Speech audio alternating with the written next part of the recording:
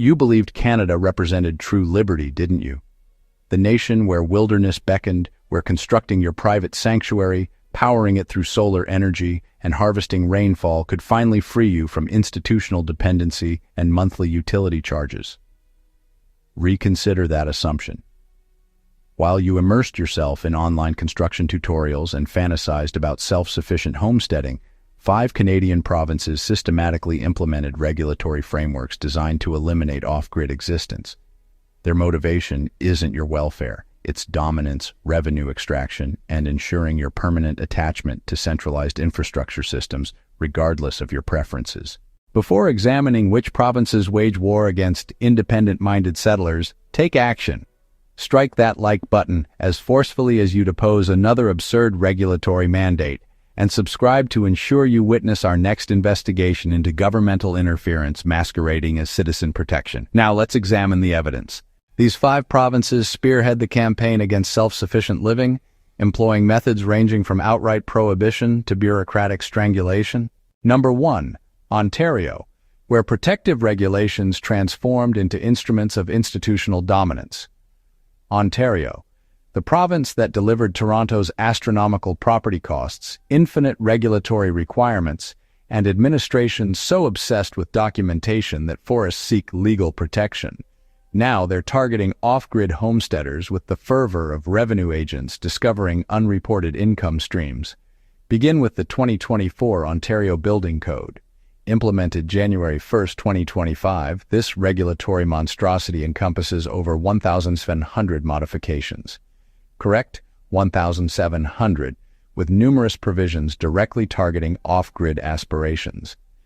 The updated code mandates enhanced septic infrastructure specifications, including obligatory secondary protective screens positioned beneath tank covers, modernized standards governing leaching bed installations, and clearance distance requirements that transform basic sewage system installation on rural land into bureaucratic warfare. Here's where sinister intent emerges. Ontario Building Code, Section 8 stipulates that all residential structures must possess adequate electrical capacity for operating carbon dioxide and fire detection devices. Appears sensible, correct? Safety prioritized, except malicious intent hides in technical specifications.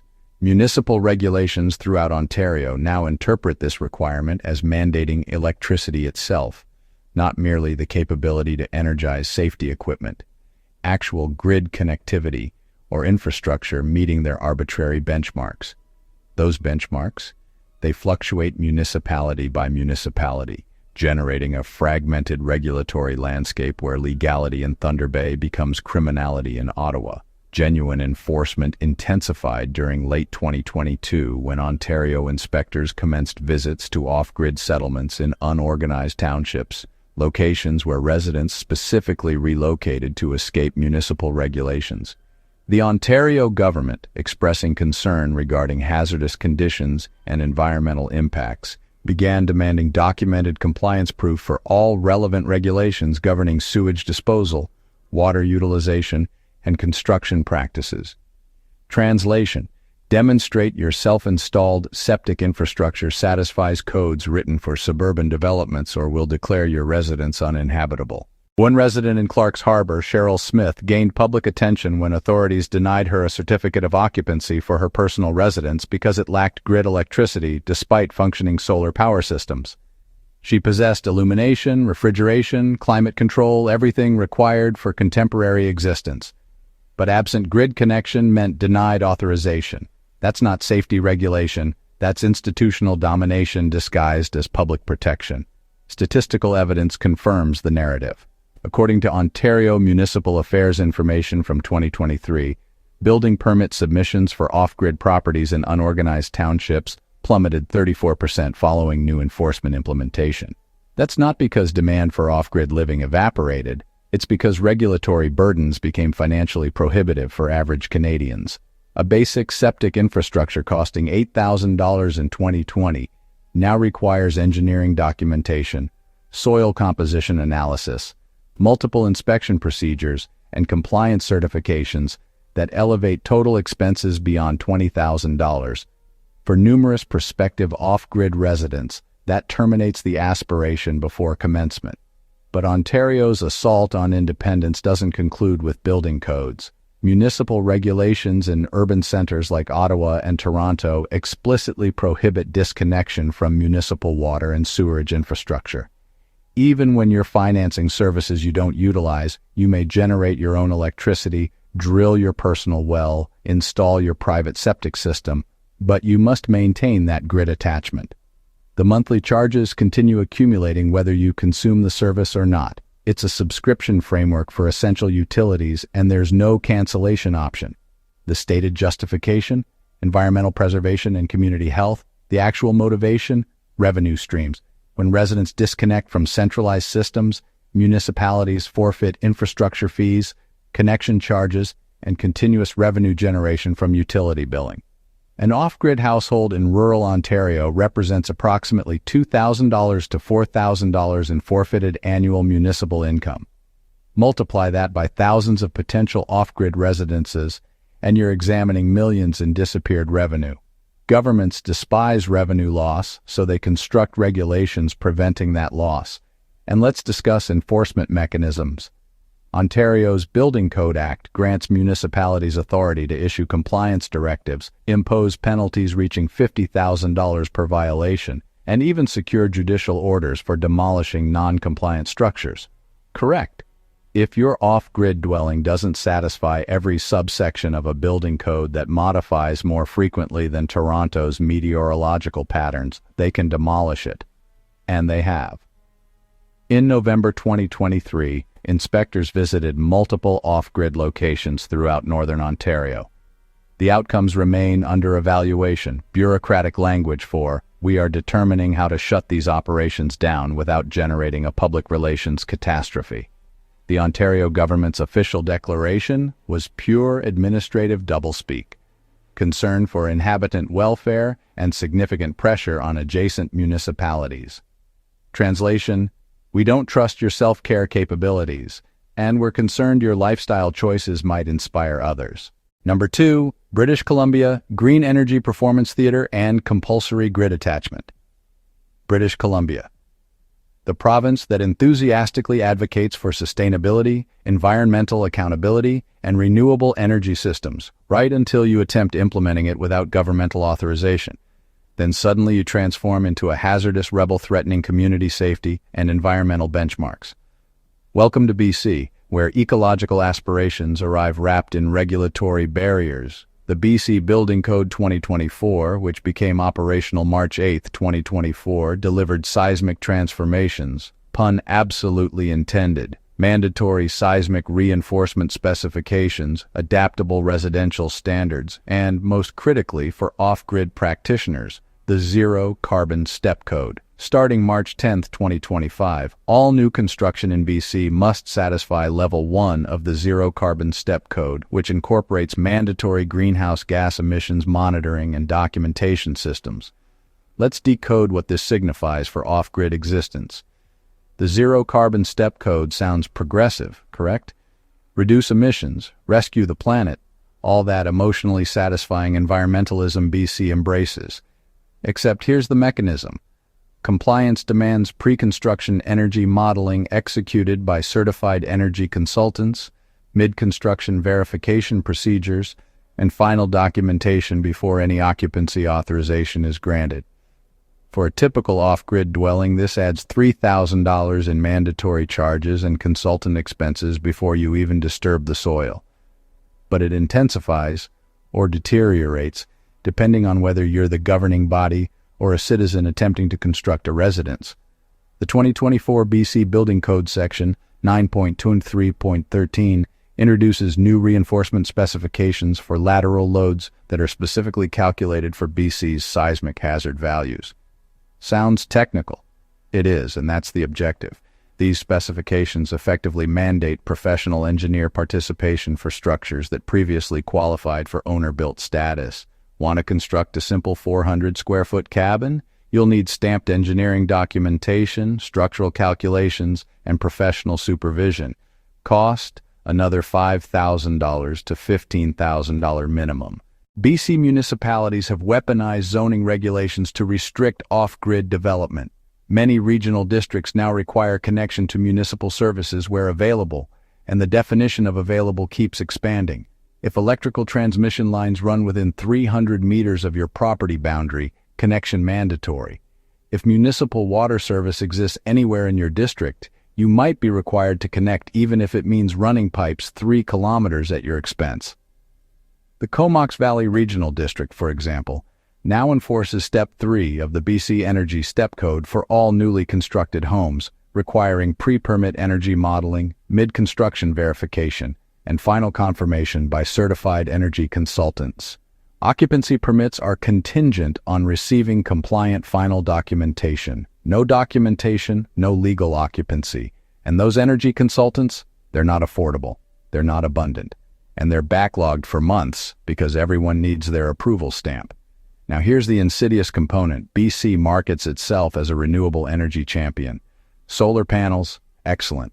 Wind turbines, fantastic. Hydroelectric power, wonderful. But attempt to use those systems to achieve genuine energy independence, and suddenly you encounter regulatory walls.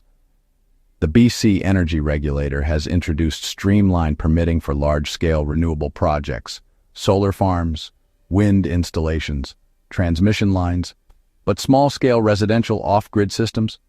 Those still require navigating Byzantine electrical codes, professional installation requirements, and inspection regimes that assume your incompetence until proven otherwise. And then there's the environmental hypocrisy.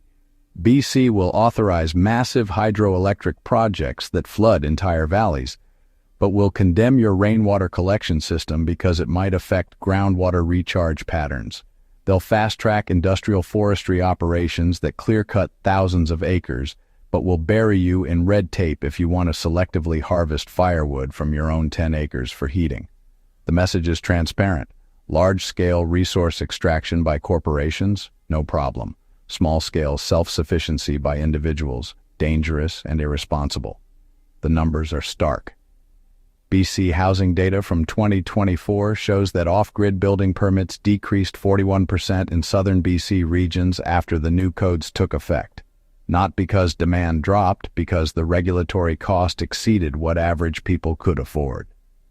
The dream of affordable rural living gets strangled by mandatory consultants, required certifications, and compliance costs that often exceed the value of the structure being built. Why BC is cracking down? Revenue protection, professional industry lobbying.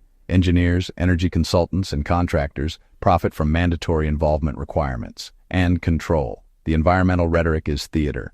The real agenda is ensuring every structure pays tribute to the regulatory state. Number 3, Quebec, where linguistic regulations encounter building codes and bureaucratic nightmare. Quebec, the province that demands you say arrête instead of stop, where English signage needs to be half the size of French equivalents, and where bureaucracy is considered a competitive discipline. Now they've decided to apply that same regulatory fervor to off-grid living, with results that would make Kafka weep. The Quebec Construction Code Building Chapter, based on NBC 2015 with Quebec amendments, came into effect January 8, 2022, and it's a masterpiece of regulatory overreach disguised as harmonization with national standards. The critical element? Quebec enforces these codes through the Régie du Bâtiment du Québec, RBQ, a provincial authority with powers that would make other provincial regulators jealous. Here's what makes Quebec exceptional. Everything requires a licensed contractor. Want to perform your own electrical work off-grid? Illegal. Want to install your own septic system? Illegal. Want to build your own cabin using the owner-builder provisions that exist in other provinces? Good luck. Quebec's licensing requirements effectively prohibit owner-builders from most significant construction. You must hire RBQ licensed contractors, and those contractors must follow the construction code to the letter. No exceptions. The RBQ can refuse licenses, suspend operations, and levy fines that make Ontario's penalties look like parking tickets. Section 61.1 of the Building Act allows the RBQ to refuse licenses to anyone who hasn't paid fees to the board.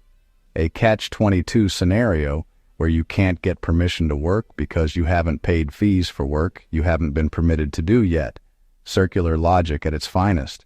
But the real genius of Quebec's system is the cost structure. Because everything requires licensed professionals, a basic off-grid setup that might cost $30,000 in Alberta will run $60,000 to $80,000 in Quebec. Double the price for the same result, with the difference going to regulatory compliance, licensing fees, and mandatory professional involvement. It's a jobs program for contractors and consultants funded by people who just want to live simply. Quebec's Electrical Code, CSA, C22.118, Chapter 84 in effect since October 1, 2018, is particularly brutal for off-grid systems. Solar panel installations require licensed electricians. Battery systems require engineered plans. Inverter systems require inspections. Every component of your renewable energy setup requires professional installation, professional design, and professional oversight. DIY solar? Not in Quebec. The province that claims to support renewable energy has made it prohibitively expensive for individuals to implement. And here's the linguistic twist. All technical documentation, all compliance paperwork, all interactions with the RBQ must be conducted in French. English is tolerated for individuals covered by exceptions to the Charter of the French language, a deliberately vague category that keeps English-speaking Quebecers in regulatory limbo. Imagine trying to navigate building codes, electrical standards, and septic regulations when half the resources are in technical French, and translation services add another layer of cost and delay. The data is revealing. Quebec has the lowest rate of off-grid living among Canadian provinces with comparable rural geography. It's not because Quebecers don't want independence. It's because the regulatory structure makes it economically impossible for anyone except the wealthy. According to 2023 RBQ statistics, off-grid building permits represent less than 0.3% of total residential construction in rural Quebec. Compare that to 4% to 6% in similar rural areas of Ontario and BC, and the regulatory suppression becomes obvious. Number 4, Alberta, where conservative rhetoric meets regulatory reality. Alberta, the province that prides itself on being Canada's conservative stronghold, where freedom is in the provincial DNA and government overreach is supposed to be anathema.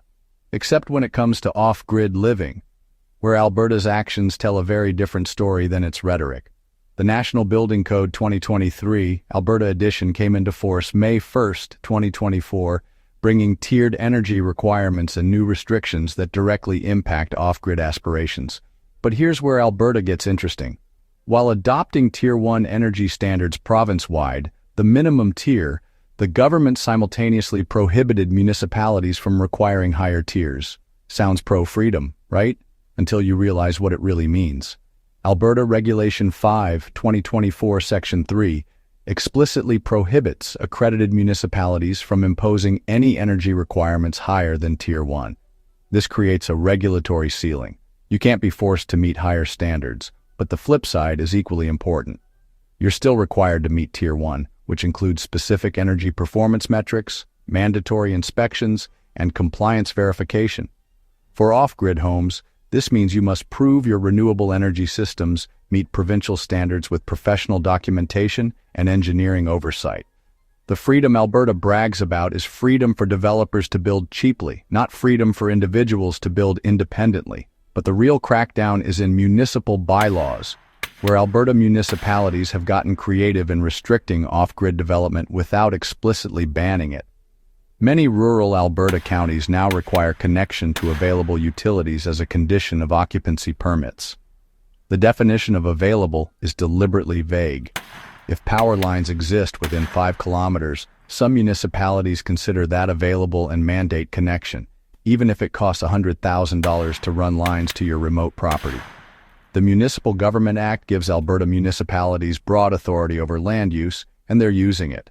Counties like Clearwater, 40 Mile, and Lesser Slave River have adopted development bylaws that effectively prohibit off-grid habitation through a combination of minimum lot sizes requiring larger parcels than most people can afford, setback requirements that make building on smaller parcels impossible, and utility connection mandates that eliminate the economic advantage of off-grid living.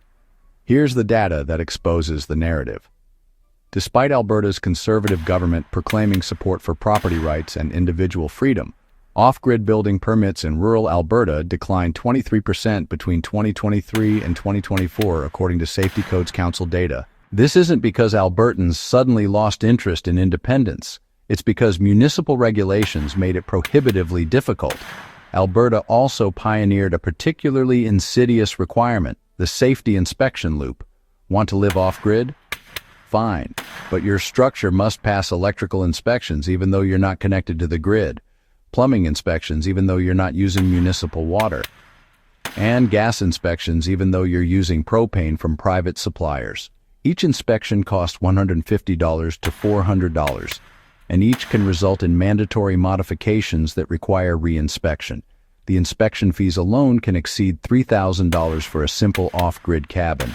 And let's talk about Alberta's progressive renewable energy stance. The province that claims to support all energy sources has made residential solar installation a bureaucratic obstacle course.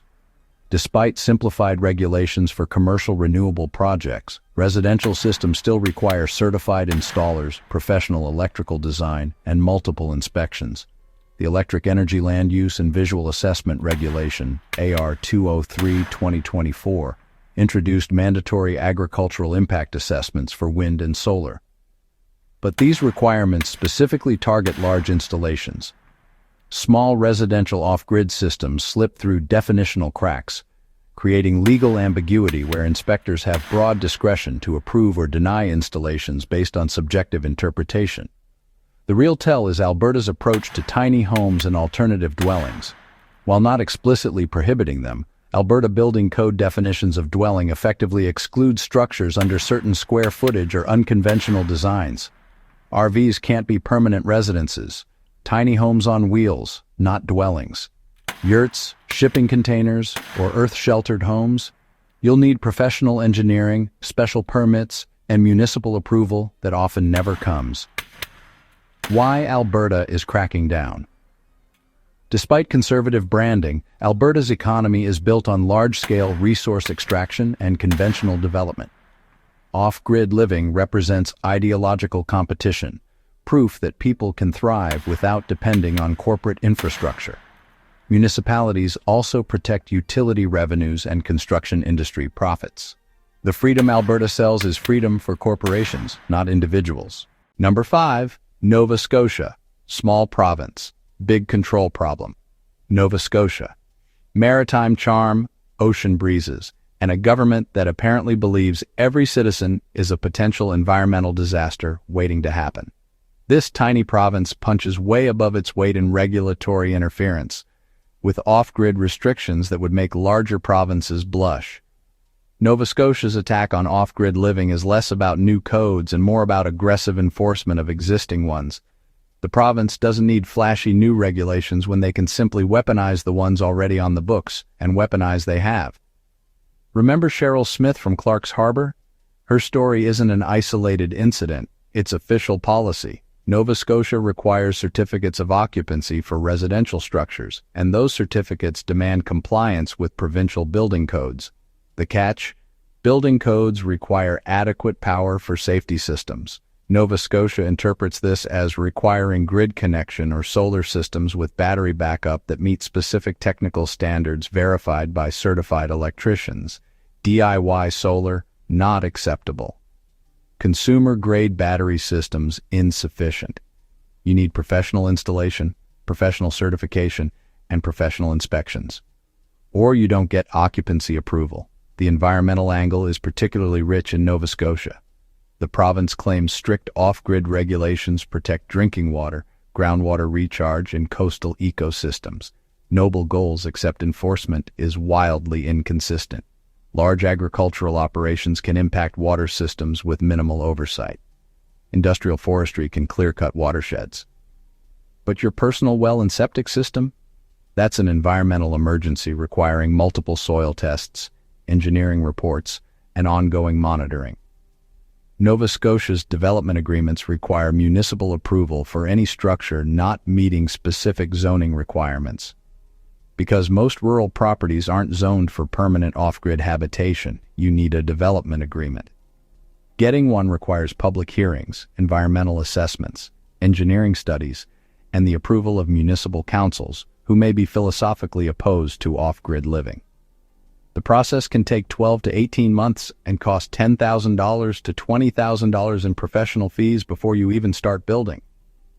The economic reality is brutal. Nova Scotia has some of Canada's lowest rural property values. You can buy decent acreage for $30,000 to $60,000, but regulatory compliance costs often exceed $40,000 to $70,000 before you have a habitable structure. The math doesn't work. Your land costs less than the permits to use it. Why Nova Scotia is cracking down?